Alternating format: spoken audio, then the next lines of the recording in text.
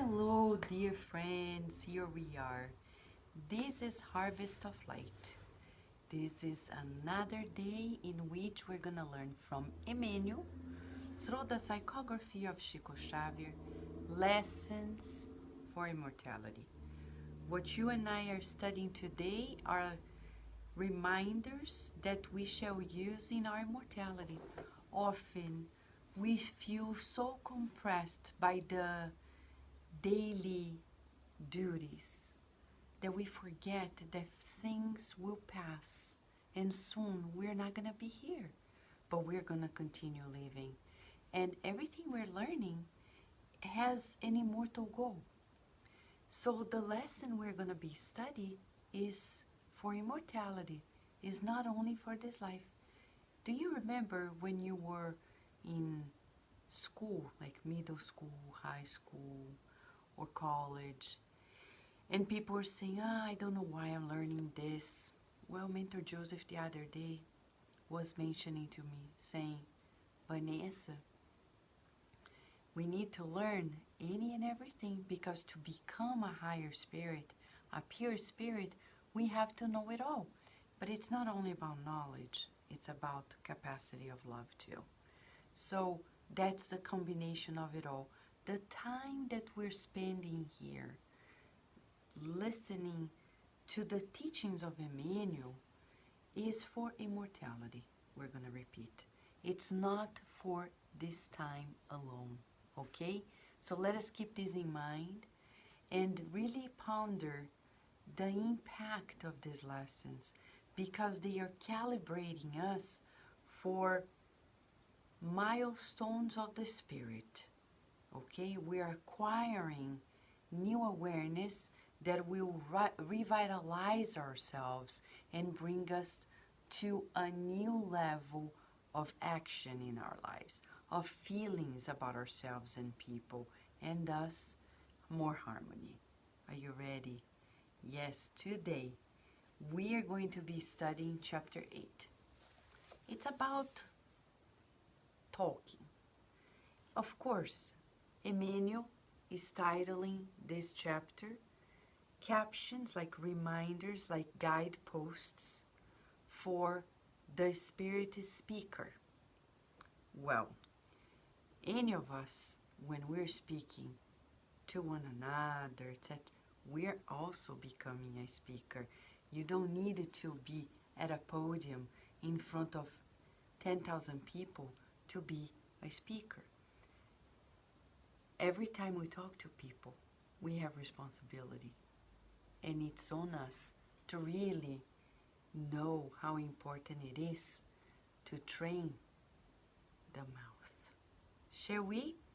So Emmanuel quotes from Matthew chapter 12, verse 37. These are quotes from the New Testament. For by your words you'll be acquitted, said Jesus. By our words will be measured. What does Emmanuel say? Let us listen together to what Emmanuel is telling us. It's vital that we feel it. He cares about us, and he wants us to progress more steadily, wasting less time, detouring less often, because we may detour, like Saul of Tarsus. When you go read the book Paul and Stephen by Emmanuel, we learn from his very description that Saul of Tarsus was deviating from the program, and then he had to recalculate his route and come back. It happens to us. That's why we need to exercise self-forgiveness. But what if we detour less? We achieve the goal faster, but not only faster, more harmoniously. Shall we go? Number 1, cherish the beauty of speaking in your allocutions or explanations, but ground them in the lessons of Jesus. Rely on self-confidence, but attract higher order inspiration through prayer. Keep yourself up to date. Nevertheless, double check the news before spreading it. Be reverent towards the truth. However, seek the good side of situations and people in order to give the precise highlight. From your own observations, form your own observations, but conduct opinions for the good of all. Learn from past experiences, simultaneously stimulating uplifting initiatives towards the future.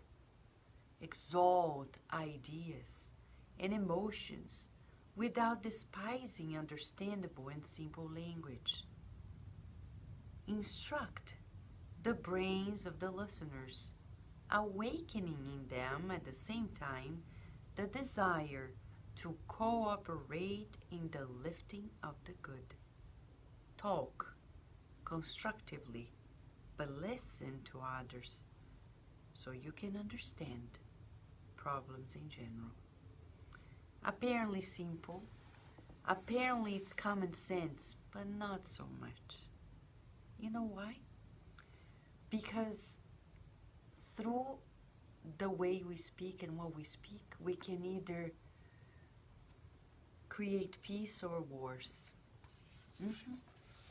You know, some people I know, they're so unaware of the power of words that they say bad things about themselves all the time. I know people who tell themselves, oh, I'm so stupid, I'm so dumb, oh my gosh, I can't believe. And then they say so many bad things, but that's bad. Do an exercise. Put your hand here on your chest and say whatever word, like for example, you're gonna feel it's vibrating. The water molecules inside of you, they are imprinting the patterns of vibrations of what you speak here in your body. How can I be healthy if I don't speak healthy things? How can I be happy if I don't speak happy things? How can I be in harmony if I don't speak harmonious things? Right, friends? I see great friends coming here, joining us, and it's good to be together, friends. But Emmanuel begins with a key expression. Cherish the beauty of speaking. Cherish. So it's good to learn how to speak in a more refined way. And it's interesting, but because when we come to our closest circles, we lose it. We're not talking about formality. We're talking about beauty. And what is beauty? Leon Denis, in the book Spiritism in the Art, he says that beauty is divine expression, the expression of harmony. Beauty and the good belong to the same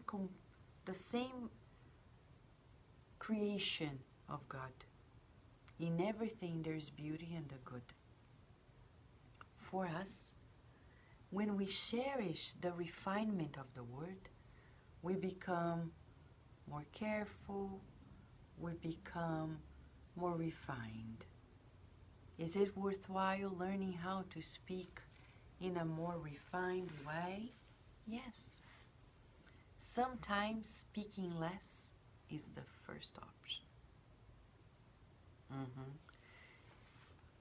Speaking less, listening more. So when I speak with greater precision.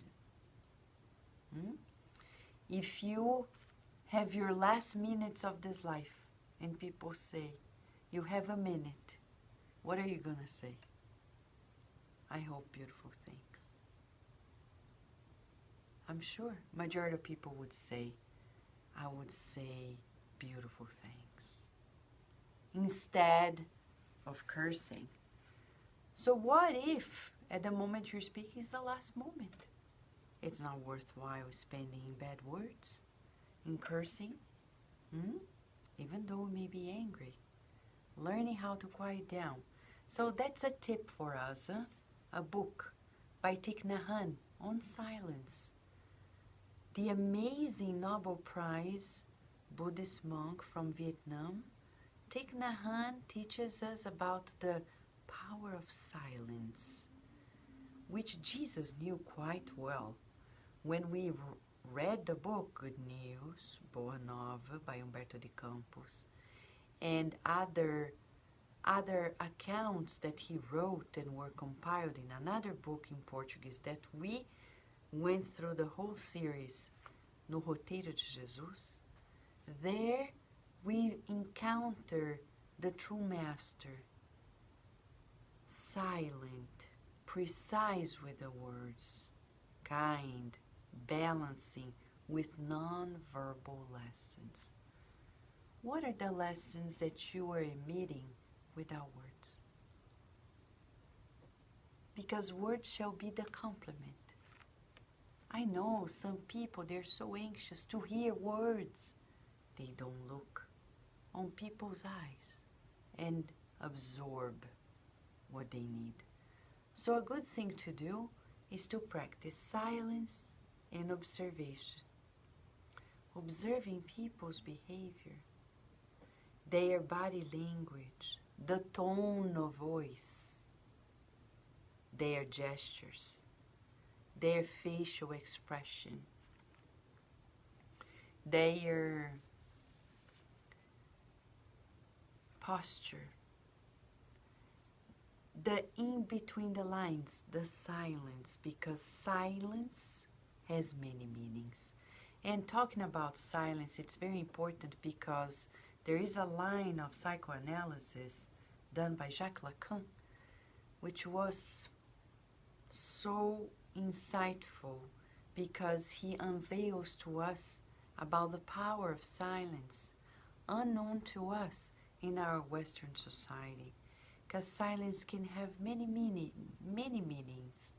And when I did the studies with Mentor Joseph for 5 years in the body language of Jesus, based on the book Good News, we verified that Jesus sometimes used silence to avoid conflicts, some other times to produce reflections.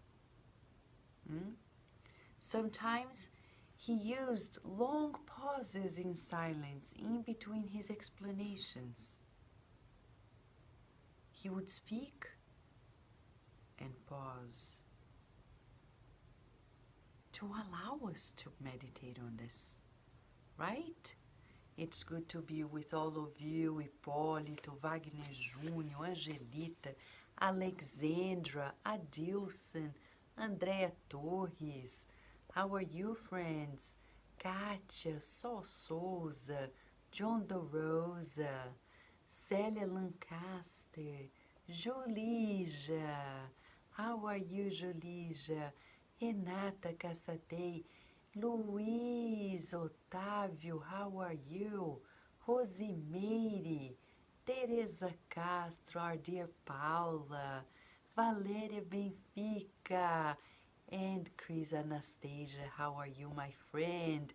Rihanna.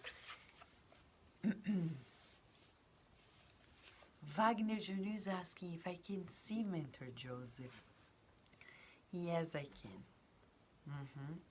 But that's not supernatural, Wagner, because as Kardec says in the Medium's book, the Medium's book tells us that none of these phenomena are supernatural. They are just normal. It's just a matter of us paying attention to it. Right, friends? But thank you for asking, Wagner. It's a natural thing. right? It's very good. It's very good. So when we cherish the beauty of speaking, but whenever he's not talking about only giving talks in front of people, whenever we're talking, where is the Christ consciousness in our conversation? And some people say, no, but I know people come from different walks of life. Yes, but you know, the Christ consciousness is universal. You don't need to label it. But Jesus said, you can simply say, you know the golden rule. But you know, the golden rule now is so common sense for many people. Like it's mainstream, the concept. But it came from Jesus. But it's accepted and embraced by, it's like across the board, philosophies and religions.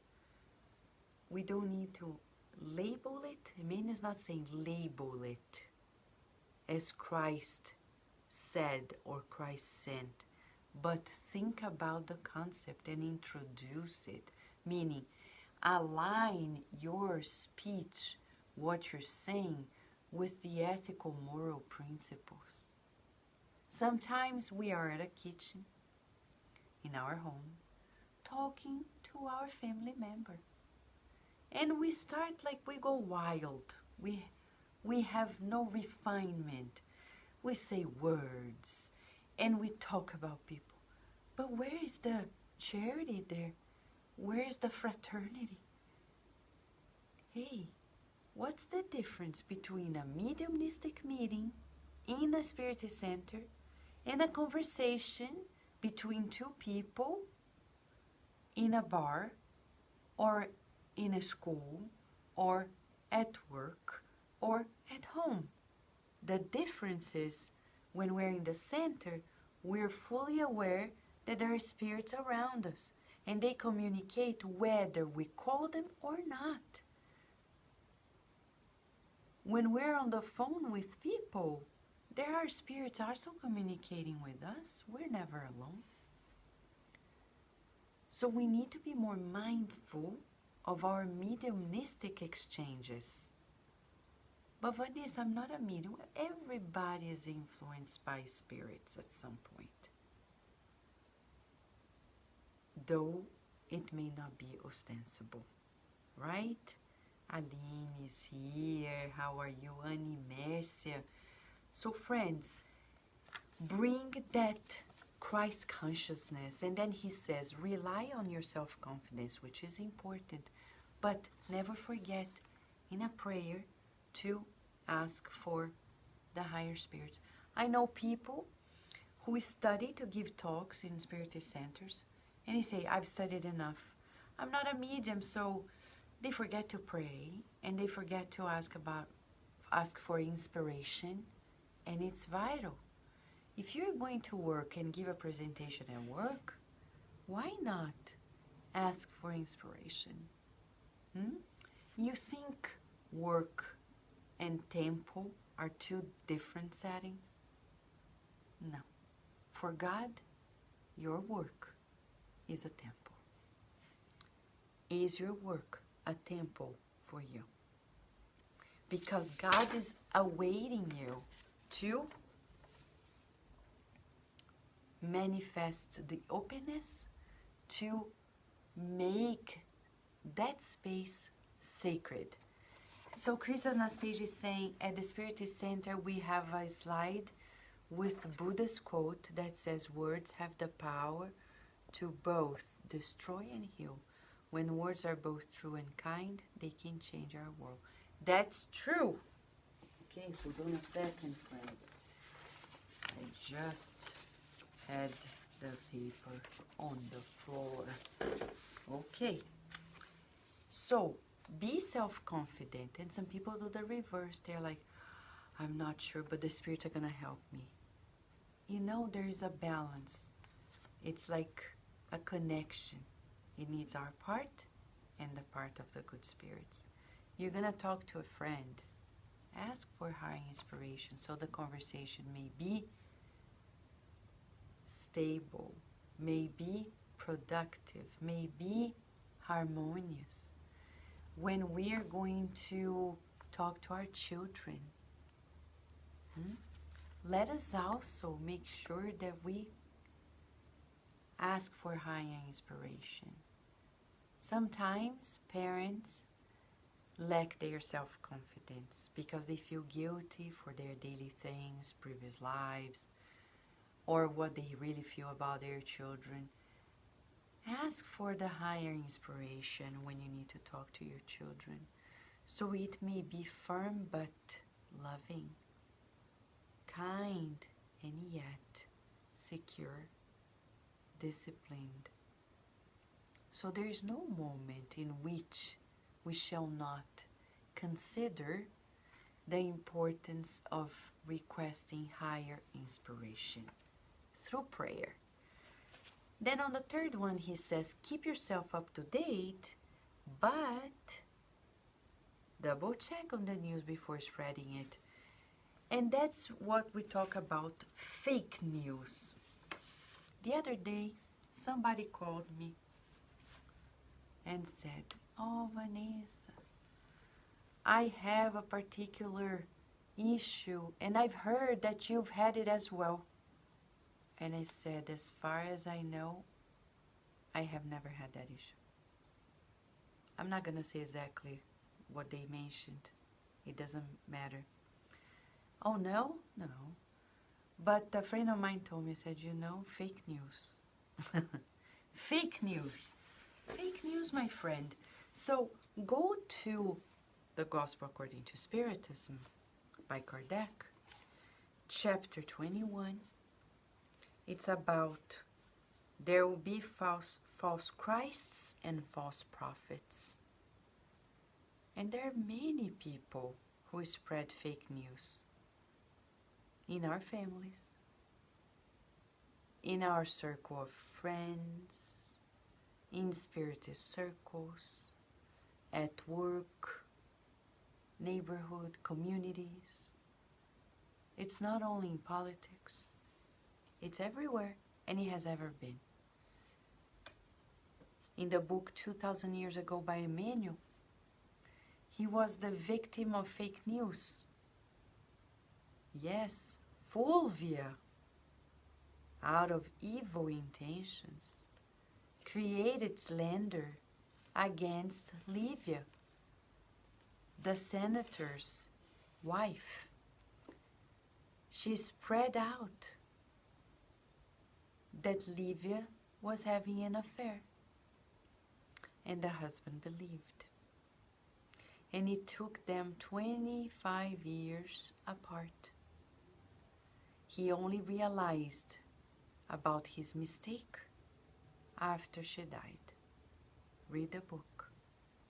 Fake news. Fake news. So it's important that we read this book, The Gospel According to Spiritism, and study it. Especially this, tonight we're highlighting chapter 21. When people talk about things and we believe. So Jesus, very wisely, he said in Luke chapter 6, verses 43 to 45, the tree that produces bad fruit is not good, and the tree that produces good fruit is not bad. For each tree is known by its own fruit. Figs cannot be picked from thorn bushes, nor can bunches of grapes be cut from briars.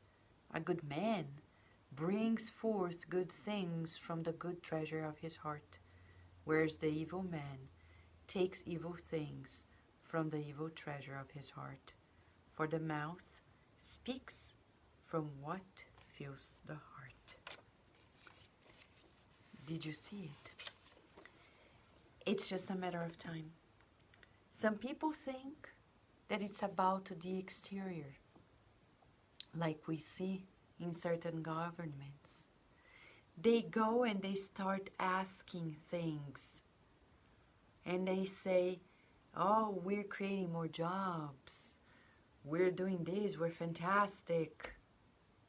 But deep inside, they're destroying the self-esteem of people. They're enslaving people, creating prejudices, dividing people, putting people against people. Open our eyes and see who is actually the good fruit, the good tree. The good tree cannot give bad fruits. I know parents who, out of ignorance, they spread fake news about their own children. And they don't know what they're doing. Because the word of a parent to a child is really impacting. And it takes a lot of effort to go there and heal from those deep wounds. So I have to be very careful when we speak about our children. Reverence the truth, but seek the good side of situations and people. Seek the good, seek the good, seek the good. Right, Giovanna Souza and Silvio Otero. We need to seek the good, always. Sometimes we need to talk about facts, like for example, we are at work and we need to talk about things that are happening, but we always need to have compassion. I'll never forget a group of us neuroscientists working together, and we had people from all over the world working together. In science, this thing of being an immigrant doesn't really matter.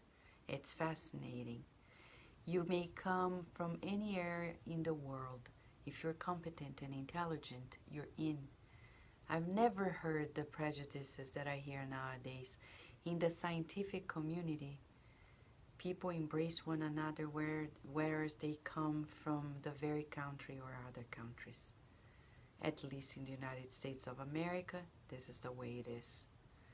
And it's wonderful. And I remember one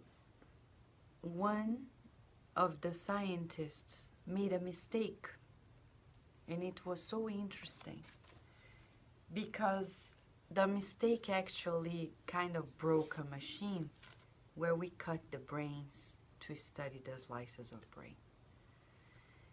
And I remember somebody coming, and this lady was furious. And she's like, oh, he's so incompetent, blah, blah, blah, blah, blah, blah. And I know the guy.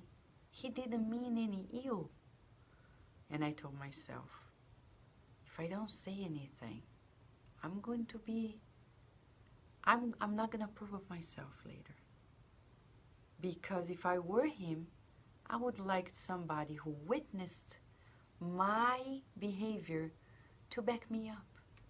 So I didn't start a fight, but I said, you know, do you think he really made it on purpose? Oh, I don't know. No, but think, come on.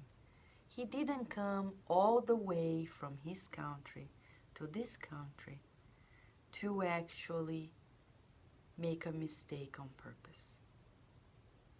That happens. It happens with all of us. Give him a break.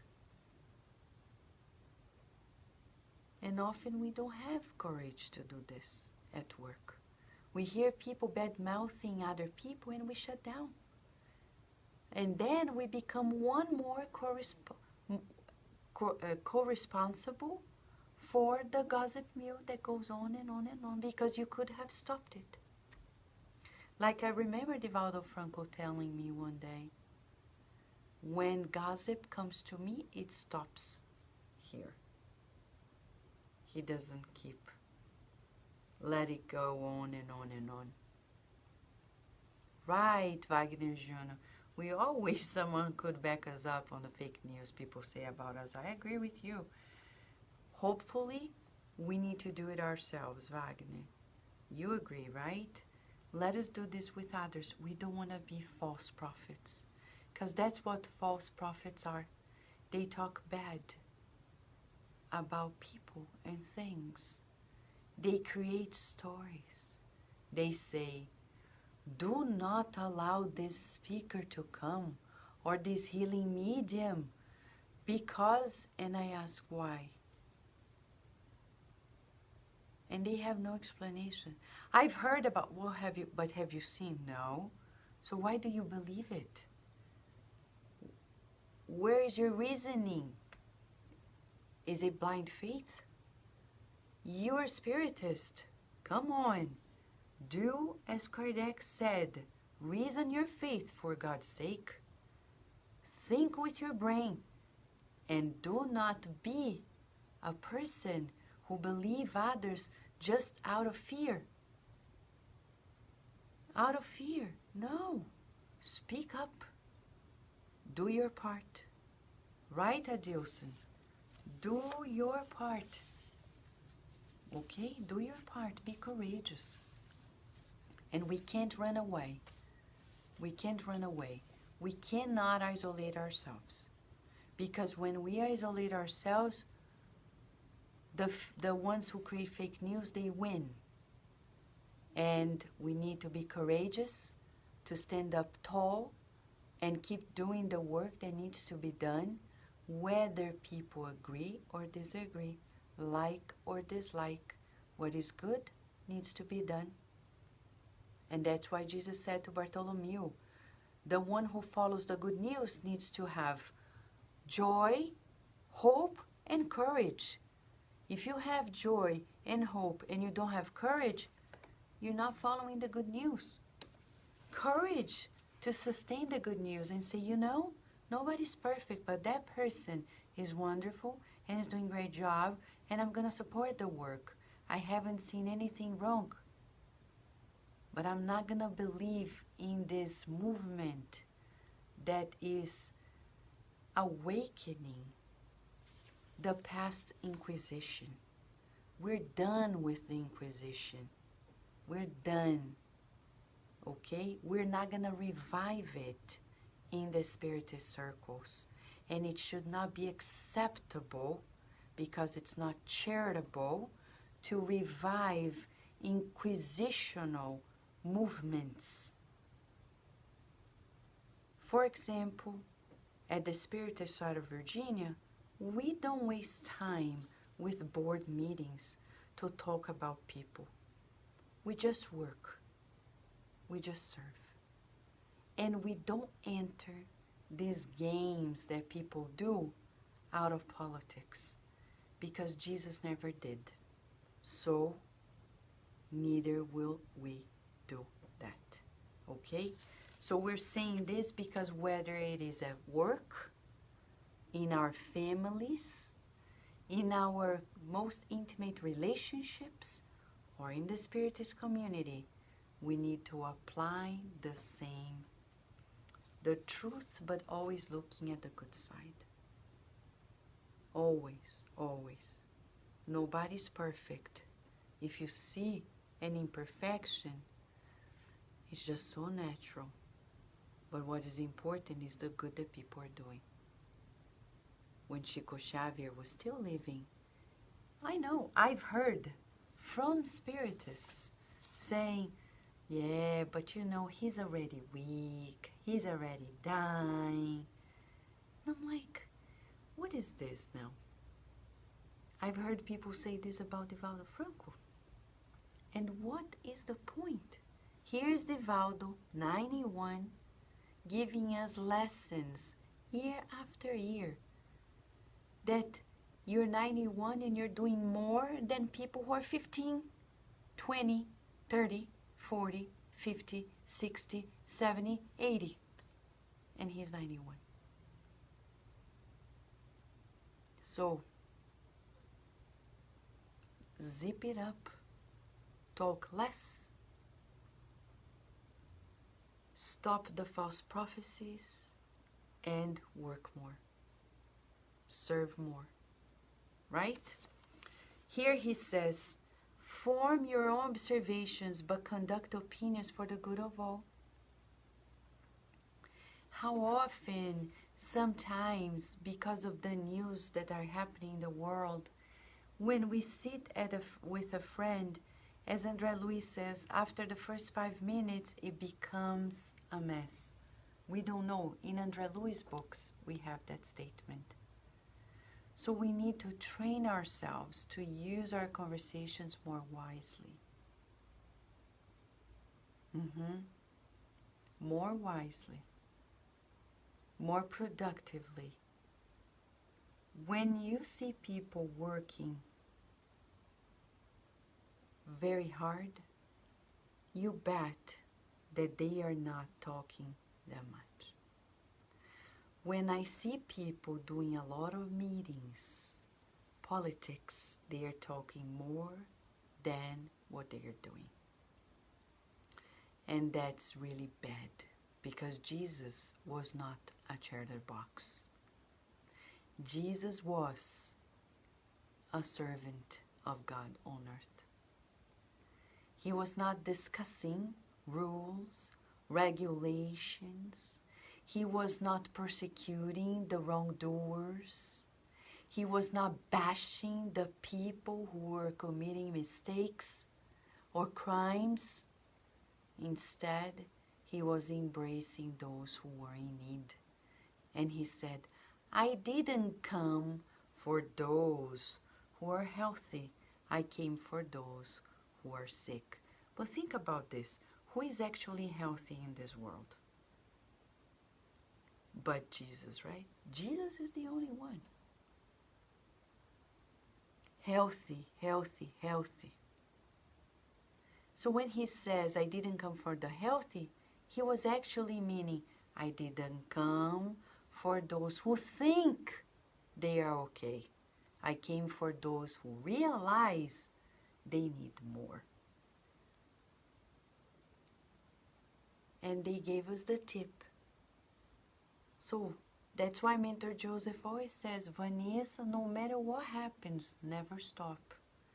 Think always of those who don't know of these teachings. Think of those who are suffering. Think of those who are trying to find a new hope. Keep on working. Those who think they are well and are creating a mess, persecuting, bad-mouthing, etc., leave them alone. As Mother Teresa said, it's between God and them. They are not doing this to you. The same happens in your family. They don't understand you. It's their problem with God, because at each time they give you a cold shoulder, they are actually doing it to themselves. Each time they persecute you, they are doing that for themselves, right? Wagner Jr. saying, never stop. Exactly, no matter what happens. Right, Claire? Claire, you're here. How good it is to see you here. Learn from past experiences. And at the same time, he says, stimulate yourself in uplifting initiatives towards the future. Remember in the Bible, when we learn, God, the higher spirit, said to the family, leave that city, don't look back. And the woman looked back. She became a statue of salt. What is to be a statue of salt? It means she didn't progress any longer, and she became unbearable. Who is like this? The person whom you meet and they only know how to talk about the past. You meet them and they talk about the past, and years go by and they still talk about the past, and the past, and the past, and the past. Right, Rihanna? Yes, my friend, I'm very thankful too. These lessons are unprecedented, right, Sol Souza? So, learn from the past, bless the past, bless. But do not paralyze. Let's not paralyze ourselves in our past. I think Elsa from Frozen is right. When she ran away and she said, the past is in the past, let it go, let it go, can't hold it back anymore. And I agree with her. Let it go and let God. That was a statement by Wayne Dyer, to whom we are also very thankful. I know he discarnated a year before Louise Hay, and he was an amazing motivational speaker, and he gave so much illumination. I particularly learned a lot about the Tao from Lao Tzu through his studies. And he produced a book and an audio video series named Change Your Thoughts, Change Your Life. And I recommend to all of you, Wayne Dyer. And he used to say, let go to let God. Let go to let God. Okay, God is giving us a new day saying, come on, renew yourself. Come on, come on. Don't stop. Keep focused. Forward, future, present, future. And he says here to us, exalt ideas, emotions, without despising understandable and simple language. Sometimes we like beautiful words. And I remember a true account that Divaldo Franco and even Raul Teixeira told us once, that Chico Xavier was mesmerized about big words that he was learning from Emmanuel and the good spirits. And he was so humble, so modest, and living around people who were simple as well. And there was a woman who would admire that he knew those big words. And it was so funny because she didn't know the meaning, but she wanted to use the same words. And that sometimes happens to us. We find a word so beautiful, so enchanting, but we don't know what it is, and then we start using it. It's so cute. But Emmanuel is telling us, be simple. What is important is how we vibrate. Vibrate. Vibrate. Every time we're speaking, think about our vibration. Because our vibration depends ultimately on our feelings and thoughts. We want people to feel good. Am I emanating this love? Hearts. Soothing hearts. Encouraging hearts. Rays of light. And then I will make my voice, the words, match the vibration. That's what we call congruence. And neuroscience shows to us that we can rarely fake what we really feel. Even though people may not be conscious about it, they feel it in their heart. They feel it. So Rihanna is saying, I write down every chapter. May I ask permission to translate it into Afrikaans? This is a very inspiring book and needs to be shared. I think so, Rihanna. Of course, I can pass it on to you. So you can, share with the community there in South Africa and the world for sure. Let's talk about it, okay? So, instruct the brains of the listeners. But how? Awakening in them at the same time the desire to cooperate in the lifting of the good. We are co-creators. Did you do something new today that you haven't done before? Did you? We are cooperating with God. So let us think about this, friends. God is the pilot of our lives. We are the co-pilots. Observe what the pilot is saying and is doing and join in. Join forces. Join forces. You are counted. God awaits you. Each one of us. If you don't do your work, the world is not going to be complete for me. The world is not going to be complete for others. We need your smile. We need your confidence. We need your cooperation. So when we get these teachings, Emmanuel is empowering us to say, mold the good with the words you speak. Seek the good, feel it, visualize it, and speak it with all the resources you have at hand. We have an instrument here, our vocal cords. Let us use it. So let us do this. Let us bless the vocal cords. Put your hands and put your left hand, because it's the one directly, on the side of your heart. And this exercise, uncross your legs and arms so you let the energy flow and bless it. Breathe in and out and say, I bless you, my vocal cords. I bless you, my vocal cords. I bless you, my vocal cords. You are my best instrument. You're my best instrument. The instrument of peace, love, and harmony.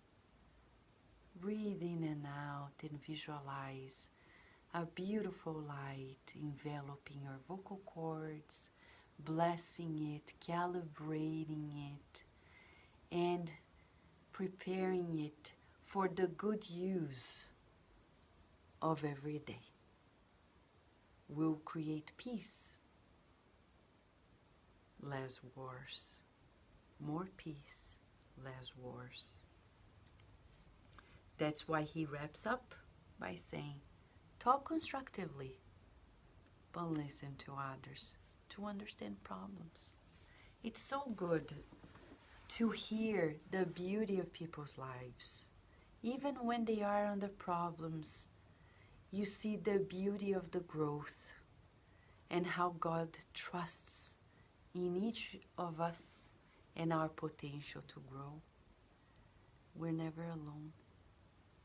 So let us cherish the beautiful speaking, but practice silence while blessing our vocal cords. What a beautiful lesson, isn't it? Yes, it is. Friends, thank you for your presence. Thank you for being connected.